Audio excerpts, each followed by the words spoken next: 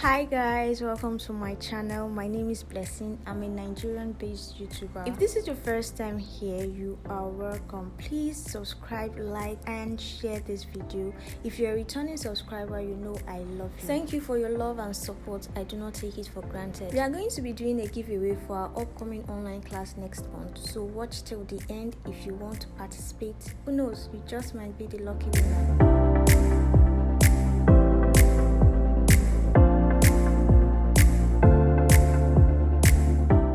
So let's get right into it. In today's video, we are going to be tying the Owambe fan and bow using sego gele. I don't think I have any sego tutorial here. This is the first one. Our measurement for this gele style is a 65-35 and we are going to be taking a V base. You want to make 6 pleats. Arrange your pleats on both sides because we need neatness. To make your V base, you're going to make slant pleats. What do I mean? You see where the shorter hand of your fabric is coming from? You're going to make sure it covers the whole ear, whereas where the longer hand of your fabric is coming from is going to pass through the back of the ear. Then we'll cross the shorter hand over the longer hand. Make sure your pleat is tight and arranged, then you come and take your V base. Bringing the shorter hand of your fabric to the front, now you have to use it to cover the whole ear. Make the same 6 pleats you made initially and cross it at the front to form a V. There is no hurry, take your time. Gele needs patience, practice and perseverance. Those are my 3 P's in Gele artistry. To participate in the giveaway for our upcoming online class next month, you need to make sure you follow these 3 steps. 1. Make sure you subscribe to this channel. 2. Give this video a thumbs up. 3. In the course of this video, I'll be asking 3 questions.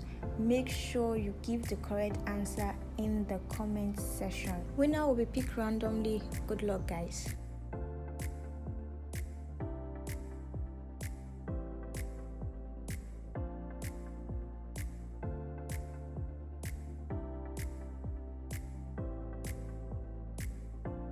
After taking the number of pleats you want to take for your piece, make sure it is tight, especially that first pleat. Also, you want to make sure that you are forming the V at the center of the face. Like I want to form an imaginary straight line in my head and see that it is running from where your V is towards the tip of your nose, and it is a very straight and perfect line. Now you can pin down. Take the longer hand of your fabric and make 3 pleats from the beginning till about 3/4 of your face. We are taking 3 pleats because this is a small circle. It's not really wide and we don't want to spend the better part of our fabric taking round. We're not tying round, we're tying fan. When you've pleated up to 3/4 of your face, pin down. Make sure your pleats are neat. We need neat pleats, please. The first question for our giveaway: what are my 3 P's of Gele artistry?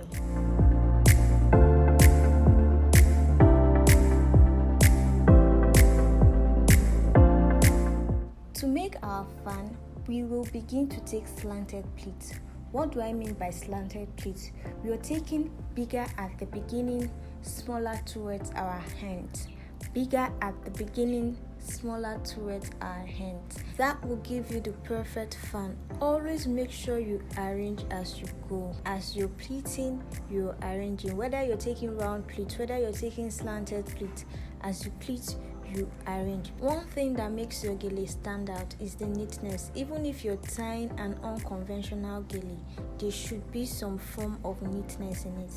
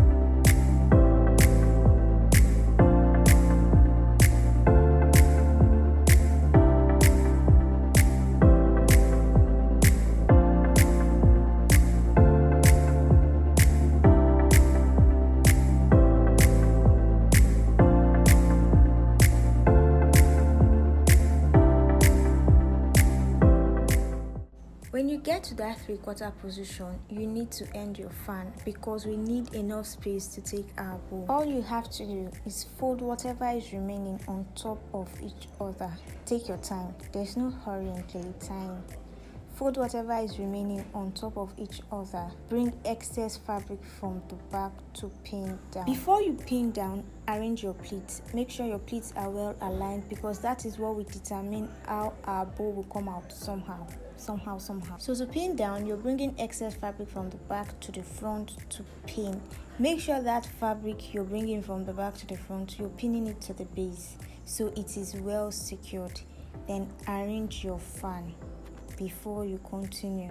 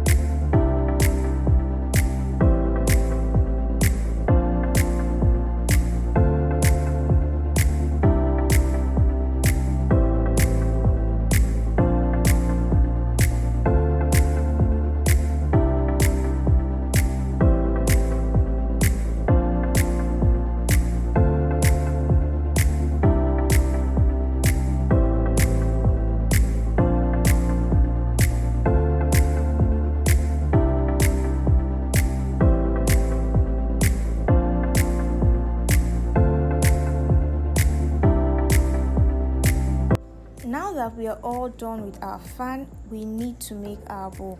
Before our bow, our next giveaway question. What is the theme of our upcoming online class? If you're following me on TikTok, this should be easy for you. To make your bow, whatever is left of the fabric you use to make your fan after pinning, stretch it out, squeeze from the top to bottom. Squeeze from the top to bottom. Then take excess fabric from the back if you have any to pin at the front. If you don't have excess fabric from the back, you can take small from that fabric you squeezed, bring the small from that fabric to the front and pin down. You should have something like this. Now you see those two ears we have? We are going to structure them to form bow. All you are doing is folding. Fold and make sure that sharp edge is up. Finish. There is no manual for how you're supposed to fold this part. Just make sure that the sharp edge is pointing up or to the side, whichever way you can see it right now. I don't know if to say up or to the side, but just make sure that pointed edge is pointing.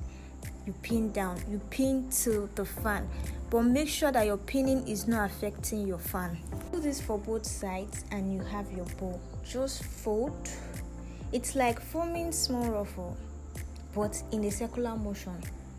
Make sure the ear is, I don't know if to call that thing ear, but just make sure that pointed edge is pointing. I think this is pointing sideways. It's pointing sideways, not up and down. It's pointing sideways. Make sure it's pointing and you have an amazing bow.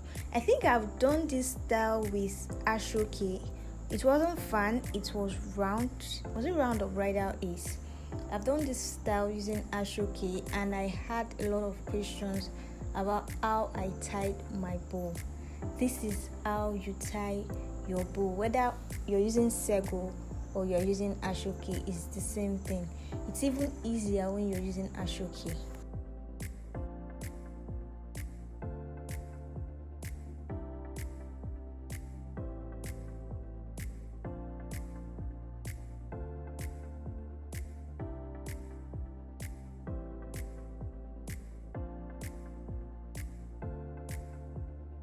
One thing you want to do here is pin as much as you feel is necessary to give your bow the shape you want it to.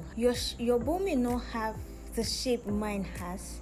Your bow may have a different shape. You may have a shape you're trying to bring to life. These kinds of patterns are brought to life with pinning. So pin as much as possible. Don't let anybody tell you you're pinning too much.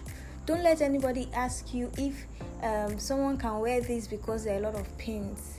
When it is unconventional, it needs a lot of pins to bring whatever thing you have in mind to life. Pin as much as you want. It's better to use so much pins and be sure that your gele is secured than to use less pins and have your gele scatter or fall off your client's head.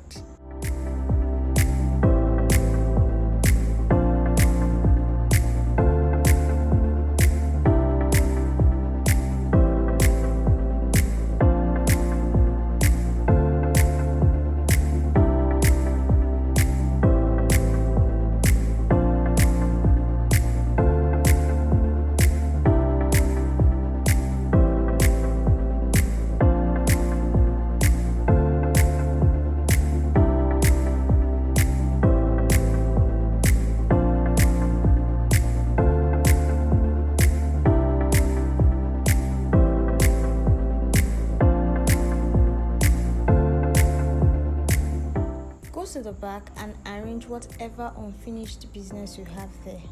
We want our gele looking neat all round. We don't want to have a princess at the front and have an ogre at the back. If your client wants their hair open, fine. If your client does not want their hair open, from the beginning, while taking your base pleats, you take less base pleats so you have enough fabric to cover their hair. And guys, this is what we have. Arrange. Your gele arrangement is good as your gele tying. I always say this. The arrangement that will give you that flair, that vibe, that pattern you want, not just the tying. So always make sure you go back to arrange. Remember to give this video a thumbs up, subscribe to this channel, and comment your correct answers down below to be eligible for our giveaway. That brings us to our third question for our giveaway. What does gele artistry mean to you? Let me know in the comment section. What do you think about this tutorial? What do you think about this style? Would you be trying it? Would you tie this on someone? Let me know in the comment section. Remember to always practice, be patient with yourself, and persevere.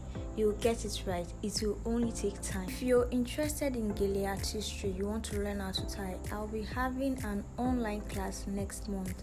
You can attend from anywhere in the world. If you're a beginner, you want to sharpen your skill, or you're looking for ways to make extra income, this class is for you.